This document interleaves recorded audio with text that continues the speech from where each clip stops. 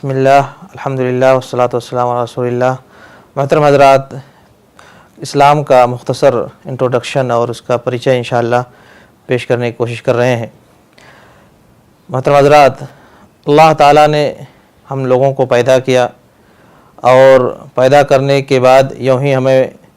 بغیر کسی رہنمائی کے نہیں چھوڑ دیا، بلکہ اللہ تعالیٰ نے ہمیں ہماری ہدایت کے لیے دودتوں کو، رسولوں کو بھیجا اور اپنی جانب سے کتاب بھی نازل فرمائی تاکہ لوگ صحیح دین پر چل سکیں اور صحیح طریقے پر چل سکیں۔ اسی صحیح طریقے کا نام اسلام ہے۔ اسلام کا مطلب ہوتا ہے کہ اپنے آپ کو سبمٹ کر دینا اور فرما بردار بنا دینا، اطاعت کے لیے سر جھکا دینا کہ ہم اس کے فرما بردار ہیں اور صرف اسی کی اطاعت کرتے ہیں، اور اس کی اطاعت میں ذرا بھی اپنے دل میں ہم کوئی قباحت اور کسی طرح کی کوئی خلش محسوس نہیں کرتے ہیں۔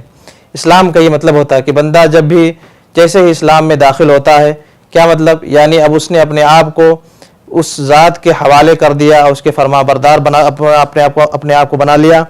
جس ذات نے اسے پیدا کیا، آسمان و زمین کو پیدا کیا، ساری کائنات میں اسی کا حکم چلتا ہے۔ ہم اب اسی ذات کو صرف اور صرف اپنی عبادت کے لیے خاص کرتے ہیں۔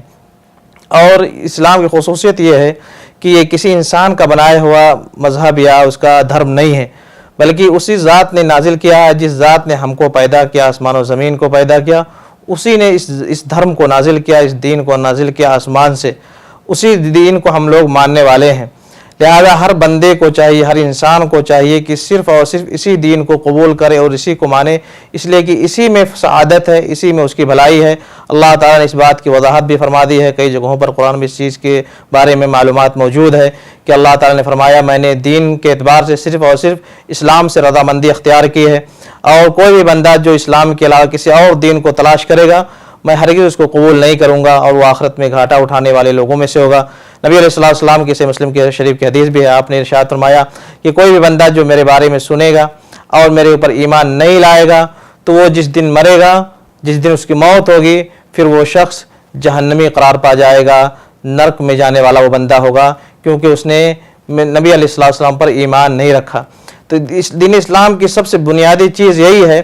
کہ جب بھائی بندے کو چاہیے کہ وہ اس ذات کا بندہ ہے، اس کا غلام ہے جس نے آسمان و زمین کو پیدا کیا، تو اسے چاہیے کہ صرف اور صرف اسی کے طریقے کو مانے، اور طریقہ کون سا؟ اسلام ہے۔ اسلام میں بنیادی چیز کیا ہے کہ سب سے پہلے ہم تمام لوگوں کے لیے ضروری ہے کہ پوجا اور عبادت، اپاسنا صرف اور صرف ہم اسی خالق السماوات والارض کی کریں، یعنی جو آسمان و زمین کو جس نے پیدا کیا ہے ہم صرف اور صرف اسی کی عبادت کریں، اس کی عبادت میں کسی کو شریک نہ ٹھہرائیں۔ اسلام کی پہلی بنیاد اور پہلی سیڑھی ہے۔ دوسرے دھرموں میں کیا ہے کہ بہت سارے دوسرے بھی چیزوں کی عبادت کی جاتی ہے، ان کے سامنے سر جھکایا جاتا ہے، ان سے فریاد کی جاتی ہے، لیکن اسلام میں نہیں۔ کوئی بندہ اس وقت تک اسلام میں داخل ہی نہیں ہو سکتا ہے جب تک کہ وہ ساری چیزوں سے الگ ہو کر کے صرف اور صرف اللہ کی عبادت کی طرف اپنے آپ کو نہ لگا لے۔ تو اسلام کا سب سے بنیادی اور پہلی سیڑھی،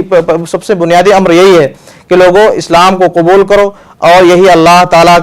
کا نازل کیا ہوا دین اور دھرم ہے، اور اس میں سب سے بنیادی چیز یہ ہے کہ صرف اور صرف اسی کی عبادت کی جائے اور اس کی عبادت میں کسی کو شریک نہ ٹھہرایا جائے۔ اللہ تعالیٰ ہم تمام لوگوں کو اس پر ثابت قدم فرمائے اور اسی پر موت عطا فرمائے، اور اپنے فضل سے جنت الفردوس میں داخلہ عطا فرمائے، آمین۔ وآخر دعوانا الحمدللہ رب العالمین، وصلی اللہ وسلم علی نبینا محمد۔